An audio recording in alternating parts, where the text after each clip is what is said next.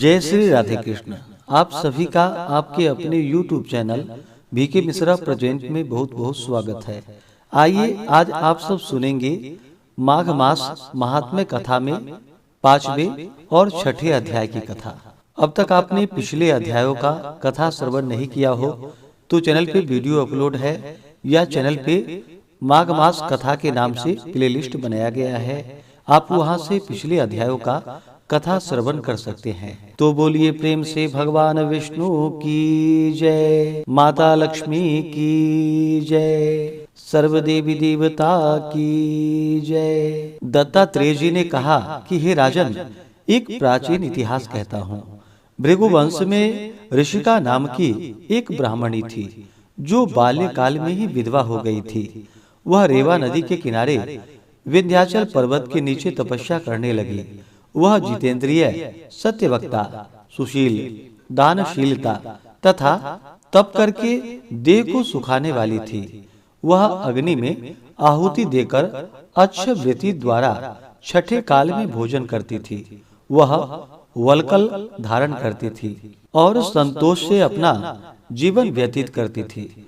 उसने रेवा और कपिल नदी के संगम में 60,000 वर्ष तक माघ स्नान किया और फिर वहीं पर ही मृत्यु को प्राप्त हो गई। माघ स्नान के फल से वह दिव्य 4,000 वर्ष तक विष्णु लोक में वास करके सुंद और उपसुंद दैत्यों का नाश करने के लिए ब्रह्मा द्वारा तिलोत्तमा नाम की अप्सरा के रूप में ब्रह्मलोक में उत्पन्न हुई। वह अत्यंत रूपवती, गान विद्या में अति प्रवीण तथा मुकुट कुंडल से शोभायमान थी। उसका रूप, यौवन और सौंदर्य देखकर ब्रह्मा भी चकित हो गए। वह तिलोत्तमा रेवा नदी के पवित्र जल में स्नान करके वन में बैठी थी। तब सुंद व उपसुंद के सैनिकों ने चंद्रमा के समान उस रूपवती को देखकर अपने राजा सुंद और उपसुंद से उसके रूप की शोभा का वर्णन किया और कहने लगा कि कामदेव को लज्जित करने वाली ऐसी परम सुंदरी स्त्री हमने कभी नहीं देखी है। आप भी चलकर देखें। तब वह दोनों मदिरा के पात्र रखकर वहां पर आए जहां पर वह सुंदरी बैठी हुई थी और मदिरा के पान विवल होकर काम क्रीड़ा से पीड़ित हुए और दोनों ही आपस में उस स्त्री रत्न को प्राप्त करने के लिए विवादग्रस्त हुए और फिर आपस में ही युद्ध करते हुए वहीं पर समाप्त हो गए। उन दोनों को मरा हुआ देखकर उनके सैनिकों ने बड़ा कोलाहल मचाया और तब तिलोत्तमा काल रात्रि के समान उनको पर्वत से गिराती हुई दशों दिशाओं को प्रकाशमान करती हुई आकाश में चली गई और देव कार्य सिद्ध करके ब्रह्मा के सामने आई। तो ब्रह्मा जी ने प्रसन्नता से कहा कि हे चंद्रवती, मैंने तुमको सूर्य के रथ पर स्थान दिया। जब तक आकाश में सूर्य स्थित है, नाना प्रकार के भोगों को भोगो। सो हे राजन, वह ब्राह्मणी अब भी सूर्य के रथ पर माघ मास स्नान के उत्तम भोगों का भोग भोग रही है। इसलिए श्रद्धावान पुरुषों को उत्तम गति पाने के लिए यत्न के साथ माघ में विधि पूर्वक स्नान करना चाहिए। इस प्रकार से माघ मास कथा में 5वें अध्याय की कथा पूर्ण हुई। अब सुनते हैं 6ठे अध्याय की कथा। पूर्व समय में सतयुग के उत्तम निषेध नामक नगर में हेम कुंडल नाम वाला कुबेर के सदृश धनी वैश्य रहता था, जो कुलीन, अच्छे काम करने वाला, देवता, अग्नि और ब्राह्मण की पूजा करने वाला, खेती का काम करता था। वह गौ, घोड़े, भैंस आदि का पालन करता था। दूध, दही, छाछ, गोबर, घास, गुड़, चीनी आदि अनेक वस्तु बेचा करता था, जिससे उसने बहुत सा धन इकट्ठा कर लिया था। जब वह बूढ़ा हो गया तो मृत्यु को निकट समझकर उसने धर्म के कार्य करने प्रारंभ कर दिए। भगवान विष्णु का मंदिर बनवाया, कुआं, तालाब, बावड़ी, आम, पीपल आदि वृक्ष के तथा सुंदर बाग बगीचे लगवाए। सूर्योदय से सूर्यास्त तक वह दान करता। गांव के चारों तरफ जल की प्याऊ लगवाई। उसने सारे जन्म भर जितने भी पाप किए थे उनका प्रायश्चित करता था।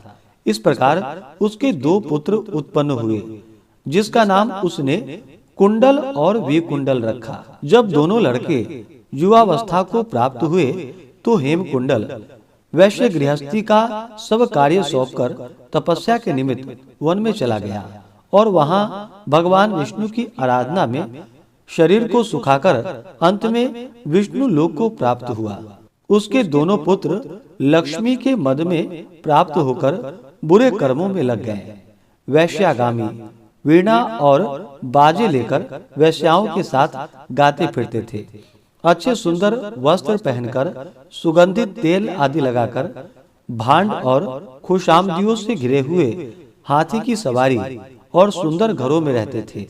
इस प्रकार ऊपर बोए बीज के सदृश वह अपने धन को बुरे कामों में नष्ट करता था।